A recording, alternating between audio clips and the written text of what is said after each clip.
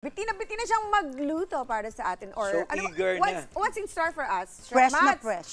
Melendres. Well, Fresh na fresh from fresh na fresh. It's fun! Yum weekend today. At alam nyo ba na ang tamang pagkain ay nakakatulong para mapanatiling malinaw ang ating mga paningin. Kaya sa araw na ito, magluluto tayo ng masustansyang dish na puno ng vitamin A, C, at E.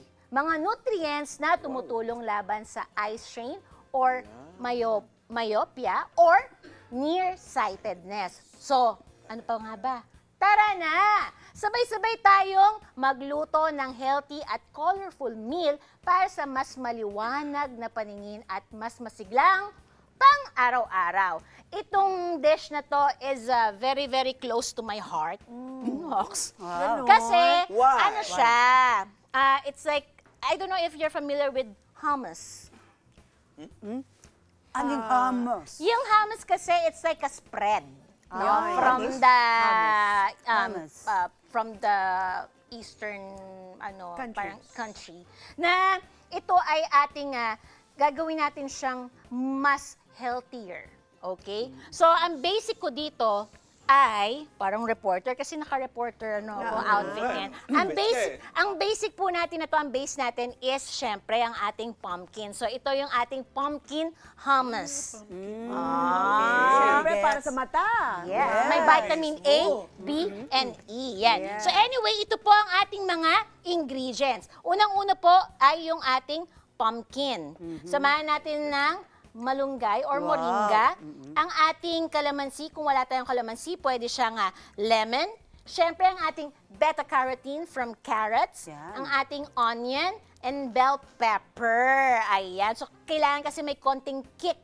Kaya meron siyang onion. At saka yung onion kasi, it helps the food to be parang fresh. Yes. Yes, okay? Kasi may Gagawin juicy ko. siya at saka sweetness. Ngayon, pagsasama-samahin lang natin yung ating tawag dito, yung durog Kalabasa. na kalabasa.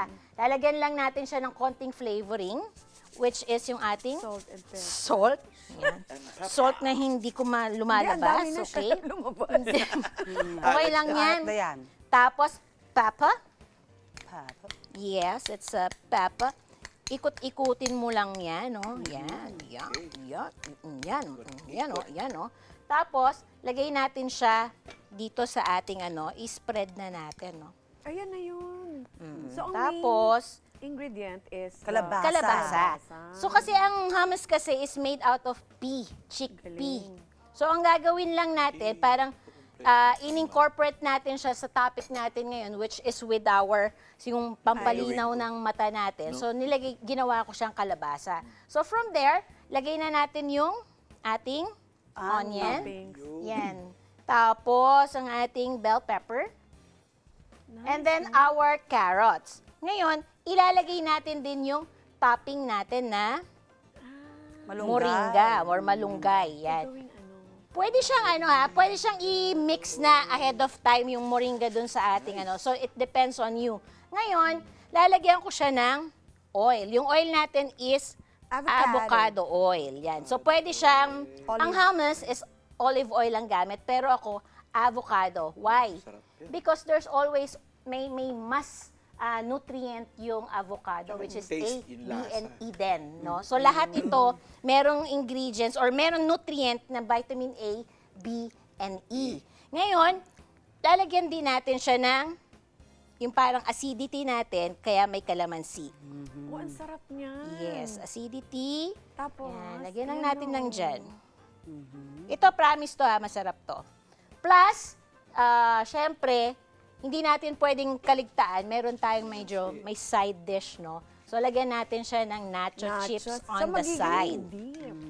Dip Magiging pala. dip na siya. Ayun. Wow, Galing. perfect. Ang ganda ng color, oh. Yes. Chef. Orange is color of the food. Beautiful. Kaya pag nakikita mong maganda ang, totoo yun orange na color of food.